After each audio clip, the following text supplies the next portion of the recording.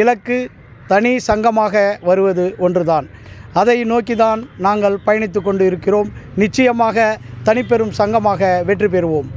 இதில் எங்களுக்கு தொழிலாளர்களுக்கு கூற வேண்டியது ஒன்றே ஒன்று, 2027 நடைபெறுகின்ற ஊதிய மாற்று ஒப்பந்தத்தை சிறப்பாக பேரவையினுடைய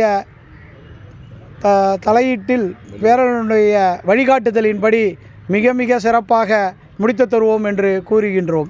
மற்றும் நமது கிழக்கு மாவட்ட செயலாளர் வேளாண்மை அமைச்சரும், மேற்கு மாவட்ட செயலாளர் தொழிலாளர் நலன் மற்றும் திறன் மேம்பாட்டுத்துறை அமைச்சரும் மற்றும் நமது தொகுதியினுடைய எம்எல்ஏ அவர்களுடைய வழிகாட்டுதலிலும் எங்களுடைய அகில இந்திய பேரவை பொதுச் செயலாளர் அண்ணன் மு. சண்முகம், மாநிலங்களவை உறுப்பினர் அவர்களுடைய வழிகாட்டுதலிலும் நாங்கள் மிக சிறப்பாக ஊதிய மாற்று ஒப்பந்தத்தை செயல்படுத்தி கொடுப்போம் என்றும், வாரிசு வேலையை அடித்தளம் இந்த முறை அடித்தளத்தை போட்டுள்ளோம், நிச்சயமாக அதை ஒட்டி முடித்து தருவோம் என்றும், தொழிலாளர்களுடைய நலனையும் உரிமைகளையும் பெற்றுத்தருவோம் என்று கூறிக்கொள்கிறேன்.